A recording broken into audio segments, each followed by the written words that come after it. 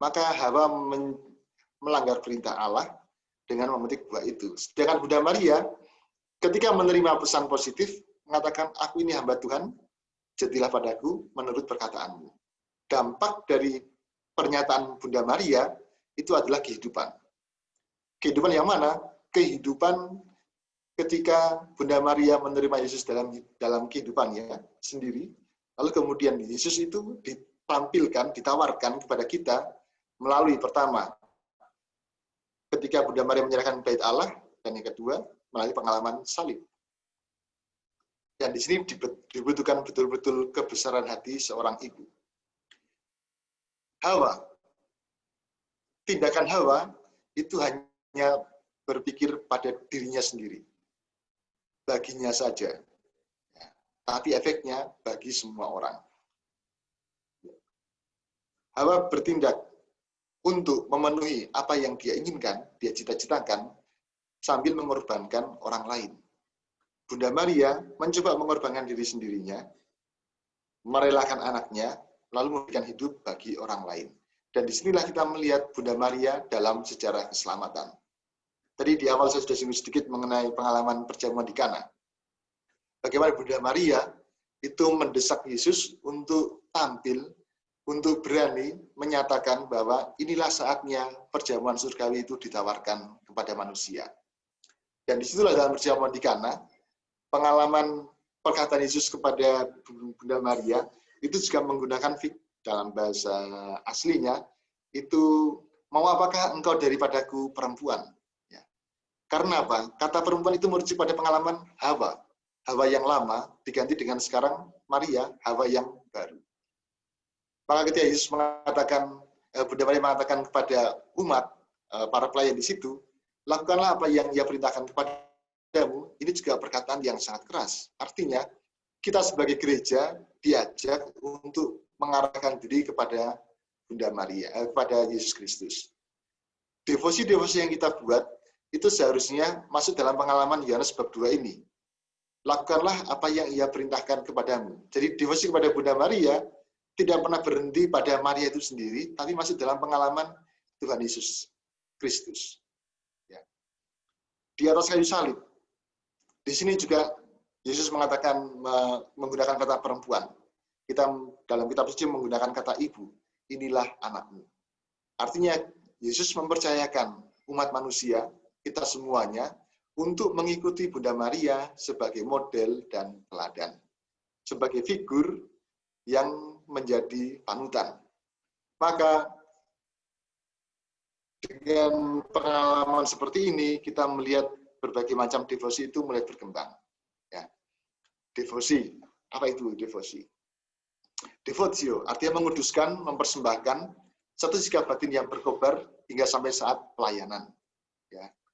Dan di sini kita melihat bagaimana devotio itu mengajak hati kita untuk masuk dan terlibat.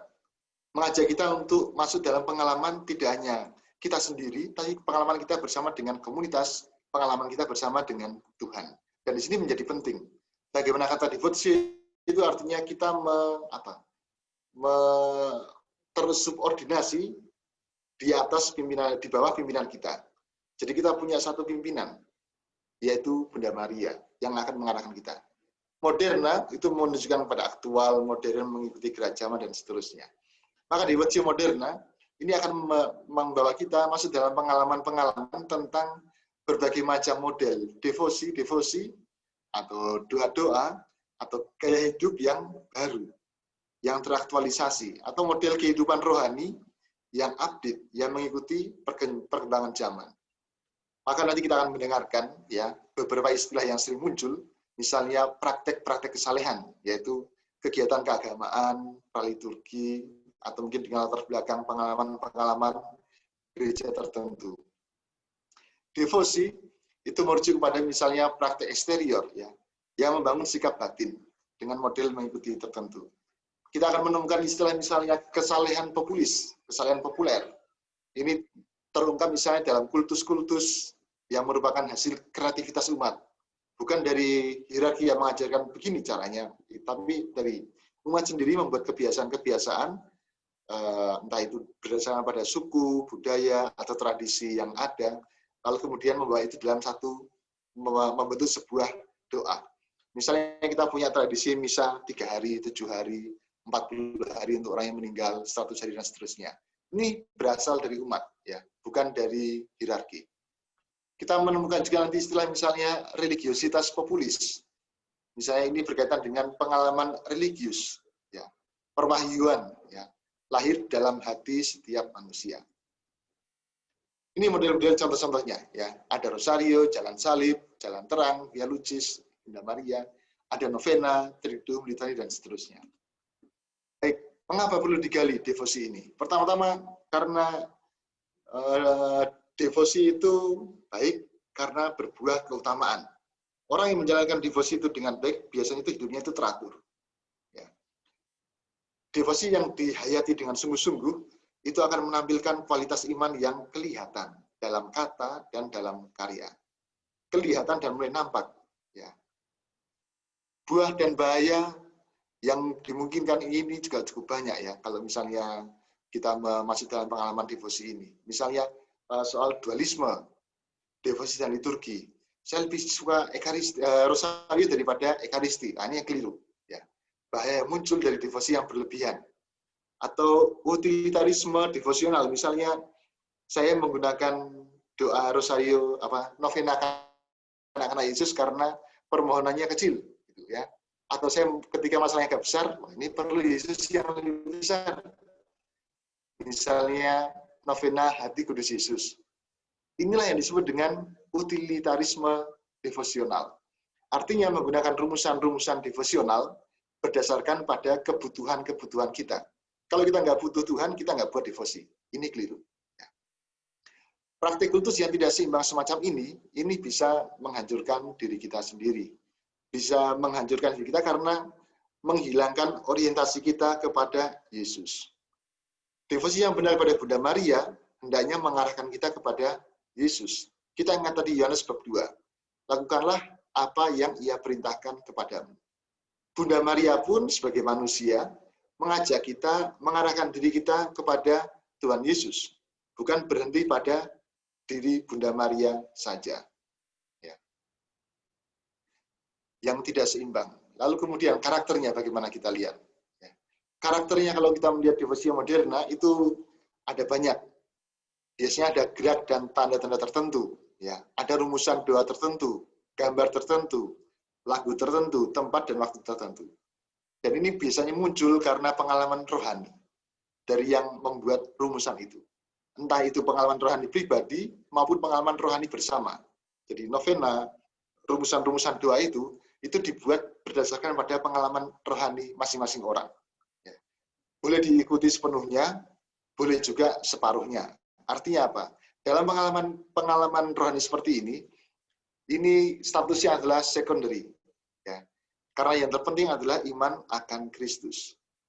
Maka kita ingat sekali lagi bahwa dalam devosi itu tidak menghilangkan, ya, perayaan liturgi. Ya. Dan sekaligus juga perayaan liturgi juga tidak menghilangkan praktek doa pribadi, novena, devosi, atau praktek-praktek kesalahan religius yang lainnya. Jadi keduanya itu saling melengkapi. Ya, nanti kita akan melihat keseimbangan antara devosi dan liturgi. Baik, sekarang kita masuk dalam pengalaman kultus kepada Bunda Maria. Kita akan melihat di sini 5 hal. Ini lebih ringan. Ya. Pertama-tama akan melihat saksi sejarah, bagaimana kultus Bunda Maria itu ada dalam sejarah. Lalu kemudian kita akan melihat relasinya dalam liturgi, bagaimana gereja mengadopsi pengalaman-pengalaman personal itu atau komuniter itu dan memasukkannya ke dalam liturgi gereja. Kita akan melihat beberapa madah yang sering kita nyanyikan tentang Bunda Maria, novena-novena, dan juga tempat ziarah. Kesaksian. Kalau kita melihat dalam sejarah, sebetulnya di abad kedua, ketiga, itu sangat kaya.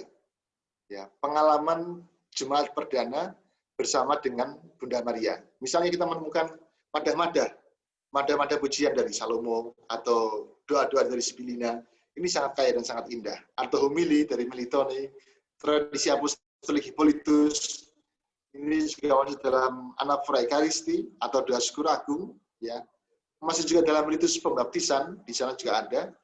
Kita juga menemukan misalnya Injil kanak-kanak Yesus dalam Protovangelo Yakobus itu, dalam interpretasi Mariologi dari Mazmur itu juga cukup banyak dari Jemaat Kristen Perdana.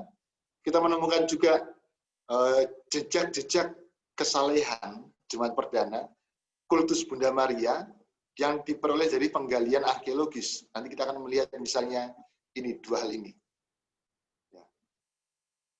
Lukisan dari dalam katakombe di Priscilla, ini ada di bagian atas. Kalau kita masuk ke katakombe di bawah itu, kita akan menemukan lukisan ini, kecil, pendek, hampir nggak kelihatan, kabur, ya.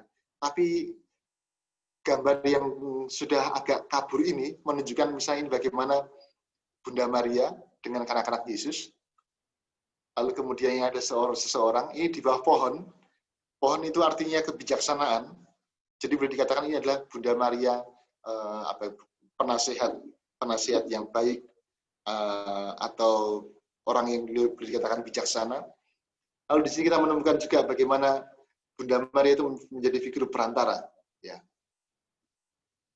Ini model yang lain. Ini adalah satu prasasti, ya, yang ditemukan bagaimana dikatakan di situ Ekaristi terdiri dari ikan mistik dalam akronim Yesus Kristus Theoiosoter, dikandung dari perawan yang murni, perawan Maria.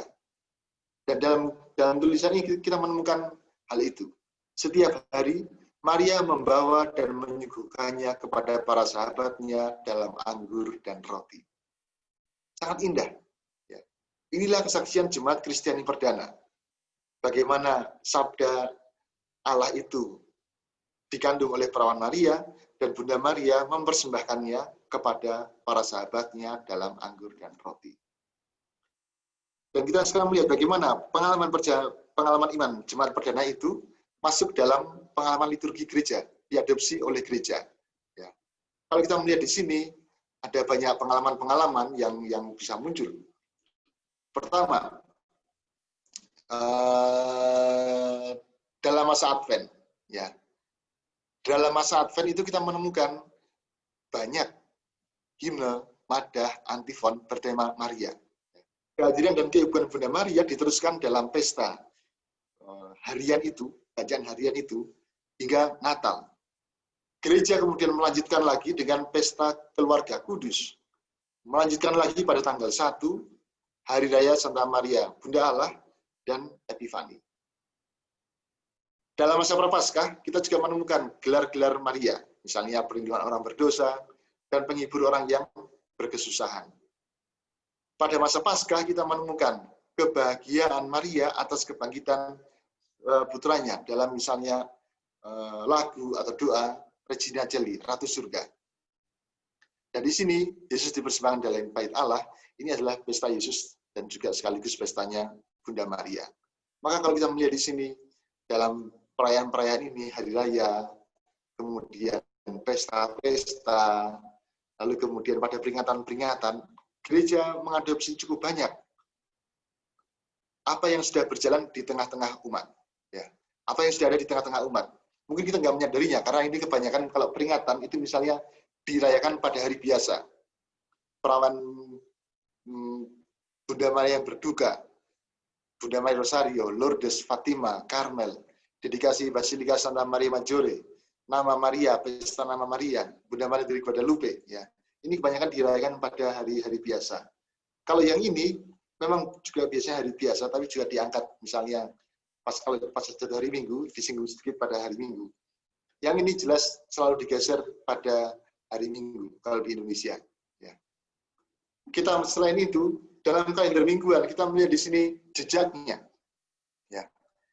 Setiap hari itu ada program untuk, apa istilahnya itu, mencapai kekudusan personal, maupun kekudusan komuniter.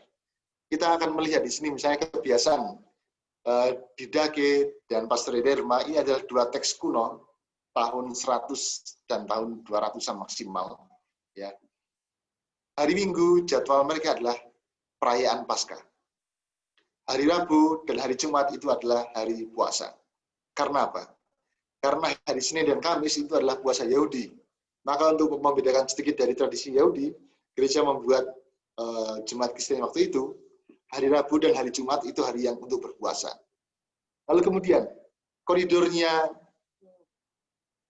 menjalankan setiap hari itu, intensinya, itu setiap hari, misalnya hari Minggu, itu kita devosi Tritunggal Maha Kudus.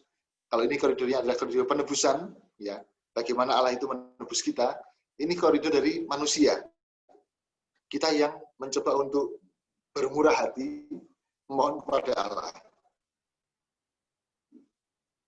Hari Senin kita berdoa untuk orang-orang yang tidak beriman, dan kita memohon anugerah air mata. Mengapa mohon anugerah air mata? Karena ini adalah simbol dari pertobatan. Ingat, ya, air mata itu bagi dalam pengalaman para mistikus penderitaan, para mistikus gereja, itu adalah bagian dari anugerah Allah. Hari Selasa kita berdoa bagi arwah-arwah di api pencucian. Kalau dalam kerangka askese, kita berjuang melawan percobaan dalam situasi yang tidak tentu. Hari Rabu, ini kita rayakan khusus hari kebijakan ilahi, penyelenggaraan ilahi, kebijaksanaan Allah. Sekaligus kita memohon kerendahan hati. Hari Kamis itu adalah hari cinta kasih, dan di sini hari Kamis gereja mengajak kita untuk melawan hawa nafsu kedagingan. Jadi segala hawa nafsu kedagingan itu diintensikan pada hari Kamis. Hari Jumat ini adalah pengalaman salib, pengalaman Kalvari, pengalaman penderitaan. Dalam percobaan kita mohon pertolongan. Hari Sabtu secara khusus itu adalah hari yang didedikasikan untuk Bunda Maria.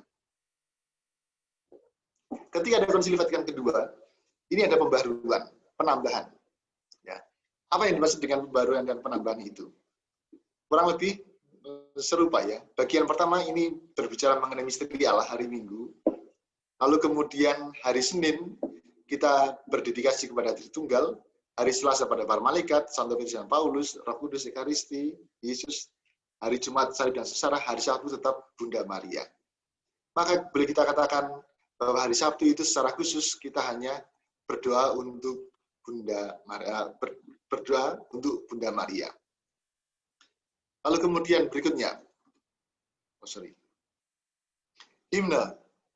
himne tentang Maria. Ini kita sering mendengarnya, ya. Di sini Salam Maria, Salam Maria, penuh rahmat, ya. Lagu ini atau boleh dikatakan adalah satu doa Salam Maria yang kemudian dinyanyikan dalam gereja. Ini merupakan kesatuan antara tradisi kitab suci bagian pertama, Salam Maria sampai titik Yesus ini. Lalu bagian kedua, Santa Maria, ini merupakan tradisi suci, yaitu bagian kedua, gereja yang memohon. Ya. Rumusan biblis ini dijelaskan cukup lama dalam gereja, kemudian kaum Mendikan di abad ke-12 menambahkannya, berbagai varian. Ya. Doa yang masih seperti ini baru ditemukan, atau boleh dikatakan baru dinyatakan resmi oleh Paus Pius ke-5 tahun 1568 dalam buku ibadat harian. Ya. Dalam buku ibadat harian, brevier itu ya, ini dinyatakan oleh Paus. Kemudian, rumusan nyanyiannya kita bisa hitungkan seperti ini. Yang kedua, Santa Maria. Ini bagian yang kedua, Subtuum Presidium, kalau boleh kita mengatakan demikian. Ya. Himne ini menegaskan sebetulnya satu dogma. Dogma apa? Maria, Bunda Allah. Dogma, kenapa pada waktu itu muncul dogma yang dibuat dengan lukisan seperti ini? Karena, ya kita bisa paham, kitab suci tidak banyak beredar. Credo mungkin hanya diungkapkan dalam bahasa Latin, tapi banyak umat tidak bisa bahasa Latin. Maka katekisnya adalah dengan gambar. Sangat sederhana. Katekis gambar, lalu gambar itu diberi makna dan simbol, dan kemudian diterjemahkan kepada umat. Ya. Setelah ini, kita akan melihat bagaimana pengalaman Santa Maria ini, Subtuum Presidium ini, sekaligus menjadi juga bagi kita satu doa ketika kita dalam penderitaan. Ya. Ketika kita mengalami kesulitan, ketika kita mengalami satu situasi yang boleh dikatakan susah untuk keluar, jalan keluarnya, Jemaat Kristen Perdana banyak menggunakan rumusan doa Subtuum Presidium ini, yang sangat indah. Salam ya Ratu atau Salve Regina. Doa ini, Salve Regina, itu mulai dinyanyikan oleh para Dominikan sejak tahun 1221, ya, 1221. Biasanya mereka mendoakan ini setelah doa malam. Jadi sebelum tidur, setelah ibadat malam, itu didoakan ini. Atau lebih khusus lagi, setelah ibadat malam menjelang hari Minggu Trinitas, Tritunggal Maha Kudus. Paus Gregorius ke-9 itu meresmikannya sebagai penyerahan diri kepada Bunda Maria setelah doa malam. Jadi lagu Salve Regina ini memang boleh dikatakan lagu yang khas bagi jemaat untuk beristirahat. Para rey Trapis pun juga demikian, ya. Lalu kemudian para rey di Certos ini menjelaskannya setelah doa malam. Salam ya Ratu, kurang lebih sama, ini berbeda nadanya saja. Lalu kemudian Bunda yang berbelas kasih atau Alma Redemptoris Mater, ini digunakan juga pada penutupan doa malam. Ya. Teks ini disusun oleh Herman Contractus di tahun 1013 sampai 1054. Ya. Sangat indah. Ya. Bunda yang berbelas kasih, Engkau melahirkan penyelamat, pelindung kami mohon restu, agar selamat senantiasa berkat doamu di hadapan Yesus Putramu yang tercinta. Kuatkanlah kami yang lemah dengan iman, harapan, dan kasih sejati, ya Maria, Bunda kami. Sangat indah. Ave Regina Caelorum, ini yang dinyanyikan pada waktu Paskah, ya, khusus pada waktu Paskah, untuk menunjukkan kebahagiaan Bunda Maria karena kebangkitan putranya. Ratu Surga, ini juga dijelaskan waktu Paskah, ya. Ini lagu ini mungkin baru muncul terakhiran abad ke-18, 1742. Untuk menjelaskan juga bagaimana pengalaman pujian kita kepada Bunda Maria. Lalu kemudian yang terakhir, masih ada sebetulnya madah-madah yang lain, ya. Madah Angelus ad Virginem, Ave Maristella, ya. Banyak sekali madah-madah. Yang Stabat Mater Dolorosa, ini kita nyanyikan pada waktu jeda ketika jalan salib. Stabat Mater Dolorosa, na na na na na na na na na na na. Itu adalah lagu Maria sebetulnya. Ya, itu juga bagian dari madah-madah kepada Bunda Maria. Novena. Kalau kita melihat novena, ini biasanya merupakan praktik devosional, entah itu seseorang dan komunitas. Didedikasikan biasanya 9 hari karena memang namanya adalah novena, nono, 9. Ya. Dalam tradisi gereja, ini merupakan orang membuat novena itu adalah ketika dia itu sedang persiapan pesta, hari raya, entah itu hari raya Yesus Kristus atau Orang Kudus, dan mereka dalam proses kanonisasi. Jadi kalau orang berdana novena, itu ancer-ancernya nanti di sana itu akan ada pesta, maka kita sekarang mempersiapkan batin. Nah, itu logikanya doa novena. Dalam tradisi gereja, kita menemukan pengalaman Yesus, para rasul bersama dengan Bunda Maria, menantikan kedatangan Yesus. Dan rupanya pengalaman itu, angka 9 itu didapat dari sini. Setelah kenaikan Yesus ke surga, 40 hari setelah kebangkitan. Ya. Selama 9 hari para murid menantikan kedatangan anugerah Roh Kudus, atau 50 hari setelah kebangkitan. Dan di situ diambil kebiasaan berdoa novena. Seperti para murid bersama dengan Bunda Maria menantikan kedatangan Roh Kudus. Novena-novena yang umum, yang muncul dalam tradisi gereja, itu misalnya novena Immaculata, 29 November sampai 7 Desember menyongsong Hari Raya Bunda Maria yang tak bernoda, tanggal 8 Desember.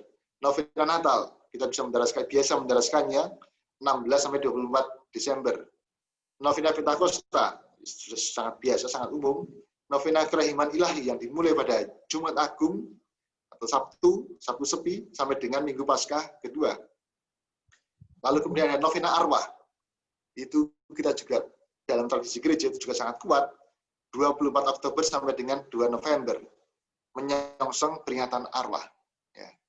Tapi sekali lagi, novena-novena ini karakternya bukan liturgis tapi devosional. Artinya bergerak di tengah-tengah umat. Nah sekarang, bagaimana dengan novena Bunda Maria? Di sini ada kurang lebih hampir 30-an ya.